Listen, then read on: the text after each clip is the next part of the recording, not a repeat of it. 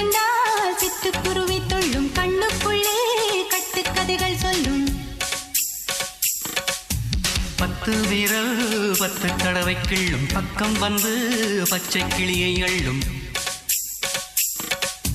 ராகங்களை கூறும் நல்ல ரசிகனையா நீதான். விரும்பும் ராகம் எந்த நாளிலுமே நீதான். உன்னுடைய வேலைகளும் காட்டுகின்ற வேலைகளும் சின்ன பொண்ணுக்கு செல்ல கண்ணுக்கு ரொம்ப பிடிக்கும்.